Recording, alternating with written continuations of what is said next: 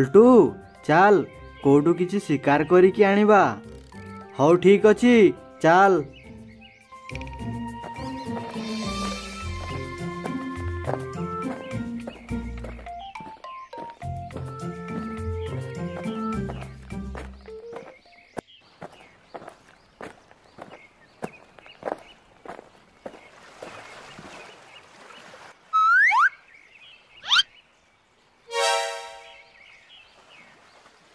ପଲ୍ଟୁ ଦେଖ ସେଇ ନଦୀ କୂଳରେ ଗୋଟେ ବଗ ବସିଛି। ଚାଲ ସେଇ ବଗଟାକୁ ଆମେ ଶିକାର କରିକି ଆଣିବା। ନା ନା ଆମେ 2 ଜଣ ଯିବାନି, ଜଣେ ଯିବା। ଜଣେ ଯାଇକି ହିଁ ସେଇ ବଗଟାକୁ ଶିକାର କରିକି ଆଣିବା। ହଉ ଠିକ୍ ଅଛି ତାହେଲେ।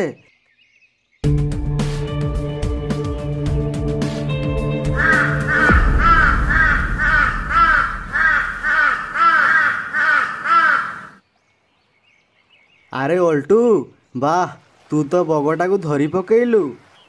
ଚାଲ ଏବେ ଏଇ ବଗଟାକୁ ଆମେ ଗୁମ୍ଫାକୁ ନେଇଯିବା ଆଉ ଗୁମ୍ଫାରେ ଆରାମରେ ଖାଇବା।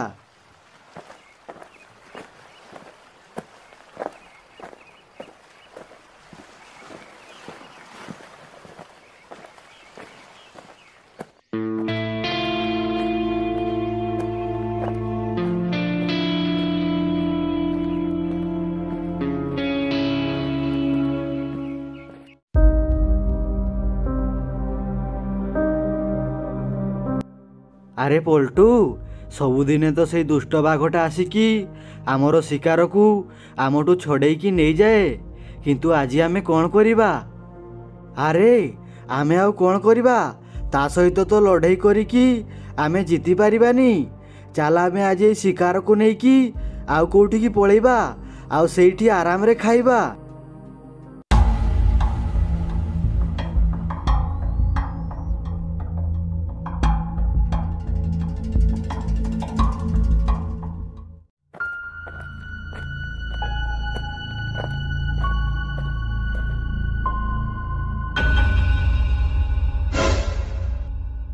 ଇ ବାବାରେ, ବାଘ ତ ପଳେଇ ଆସିଲା। ବାଘ ତ ଏବେ ଏଇ ଶିକାରଟାକୁ ଆମ ପାଖରୁ ଛଡ଼େଇକି ନେଇଯିବ। ଏବେ ଆମେ କ'ଣ କରିବା? କ'ଣ ରେ ଦୁଷ୍ଟ ଶିଆଳ ଦଳ, ମୋର ଖାଦ୍ୟ କାହିଁ? ବାଘ ମାମୁଁ, ଆମ ଗୁମ୍ଫା ଭିତରେ ତମର ଖାଦ୍ୟ କୁଆଡ଼ୁ ଆସିବ? ଏଇ ଦୁଷ୍ଟ ଶିଆଳ ଦଳ, ମୁଁ ଜାଣିସାରିଲିଣି ତମେ ବଗ ଶିକାର କରିକି ଆଣିଛ। ଚୁପଚାପ ସେଇ ବଗଟା ମୋତେ ଦେଇଦିଅ, ନହେଲେ ତମ 2 ଜଣକୁ ମୁଁ ମାରିକି ଖାଇଯିବି। ବାଘ ମାମୁଁ, ଆମେ ଏତେ କଷ୍ଟ କରିକି ଏଇ ବଗକୁ ଶିକାର କରିକି ଆଣିଲୁ, ତମେ ଆସିକି ଏଇ ବଗଟାକୁ ମାଗୁଛ? ହେ, ତମେ କଷ୍ଟ କର କି ଯାହା କର, ମୁଁ ସେ କଥା କିଛି ଜାଣିନି। ସେଇ ବଗଟାକୁ ମୋତେ ଦିଅ, ନହେଲେ ତମ 2 ଜଣଙ୍କୁ ମୁଁ ମାରିକି ଖାଇଯିବି। ହଉ ଠିକ୍ ଅଛି ବାଘ ମାମୁଁ, ନିଅ।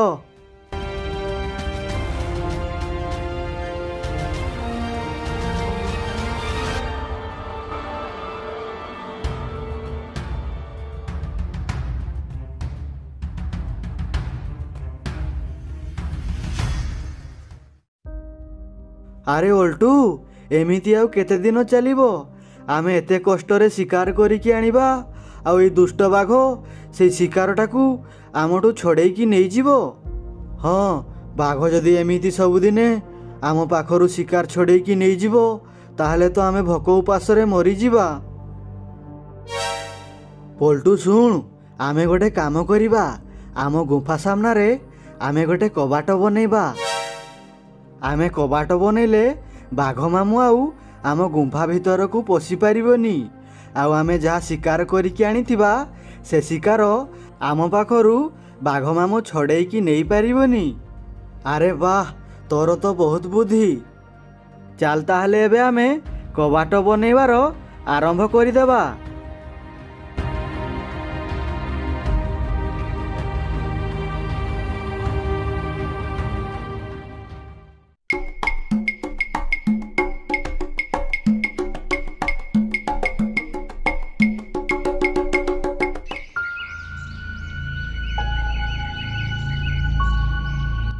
ସେଇ ଶିଆଳ 2 ଜଣ ଭାବୁଥିଲେ ଏଇ ଶିକାରଟାକୁ ମୋ ପାଖରୁ ଲୁଚେଇକି ରଖିଦେବେ, କିନ୍ତୁ ସେ ଶିଆଳ 2 ଜଣ ଜାଣିନାହାନ୍ତି ଯେ ମୋ ପାଖରୁ ଶିକାର ଲୁଚେଇକି ରଖିବା କେତେ କଷ୍ଟ। ମୁଁ ଏବେ ଏଇ ଶିକାରଟାକୁ ଖାଇଦିଏ।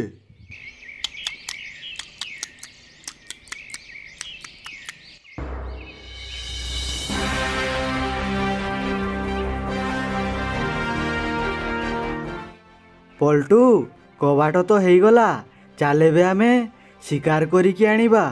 ହଉ ଠିକ୍ ଅଛି, ଚାଲ।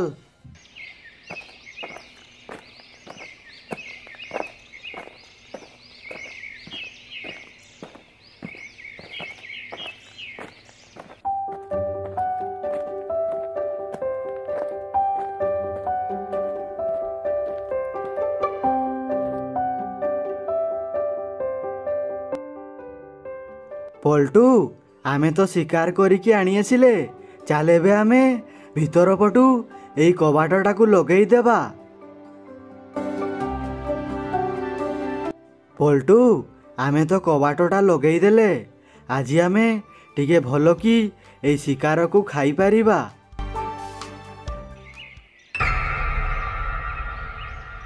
କାଲି ବଗ ମାଂସ ଖାଇବାଟା ମଜା ଆସିଗଲା। ମୁଁ ଏବେ ଯାଉଛି ସେଇ 2 ଶିଆଳ ପାଖକୁ ଯିବି। ସେମାନେ ଯାହା ଶିକାର କରିକି ଆଣିଥିବେ ତାକୁ ମୁଁ ଛଡ଼େଇକି ଆଣି ଆସିବି।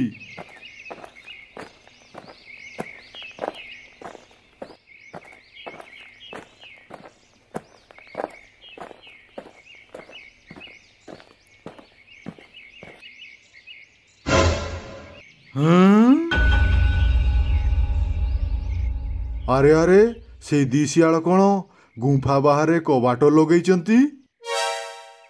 ମୁଁ ଯାଉଛି ଏଇ କବାଟକୁ ଫିଙ୍ଗିକି ତାଙ୍କ ଗୁମ୍ଫା ଭିତରକୁ ଯିବି।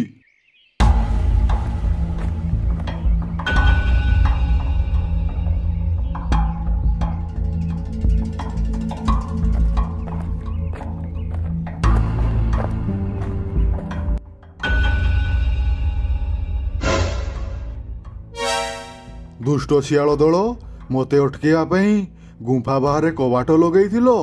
ତମ କବାଟକୁ ମୁଁ ଭାଙ୍ଗିକି ଫିଙ୍ଗି ଦେଇଛି। ଦୁଷ୍ଟ ଶିଆଳ ଦଳ, ଯାହା ଶିକାର କରିକି ଆଣିଛ ଜଲ୍ଦି ମୋତେ ଦିଅ। ହଉ ବାଘ ମାମୁଁ, ଏଇ ଶିକାରଟା ନିଅ ତାହେଲେ।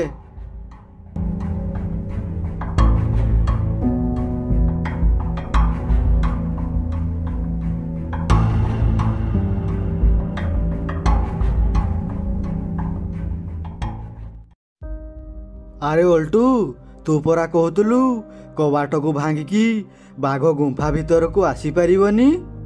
ପଲ୍ଟୁ, ମୁଁ ଆଉ ଜାଣିଥିଲି କି ବାଘ କବାଟ ଭାଙ୍ଗିକି ଗୁମ୍ଫା ଭିତରକୁ ପଶି ଆସିବ? ତାହେଲେ ଏବେ ଆମେ କ'ଣ କରିବା?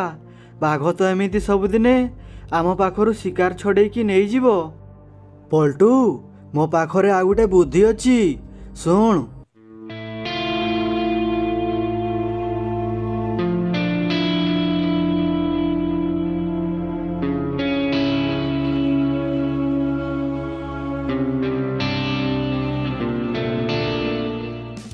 ହଉ ଠିକ୍ ଅଛି, ଚାଲ ତାହେଲେ ଏବେ ଆମେ କାମରେ ଲାଗି ପଡ଼ିବା।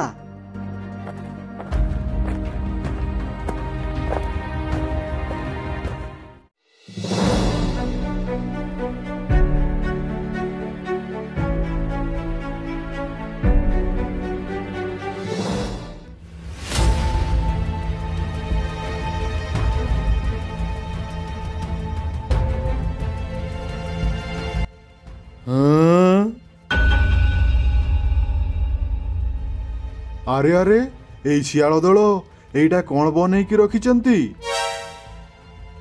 ଏଇ ମୂର୍ଖ ଶିଆଳ ଦଳ ଭାବୁଛନ୍ତି ମୁଁ ଏପଟରୁ ସେପଟକୁ ଯାଇପାରିବିନି। କିନ୍ତୁ ସେମାନେ ଜାଣିନାହାନ୍ତି ଯେ ମୁଁ କେତେ ଚାଲାକ। ମୁଁ ଏଇ ବାଉଁଶ ସାହାଯ୍ୟରେ ଏପଟରୁ ସେପଟକୁ ପଳେଇବି, ଆଉ ସେମାନଙ୍କ ପାଖରୁ ଶିକାର ଛଡ଼େଇକି ଆଣି ଆସିବି।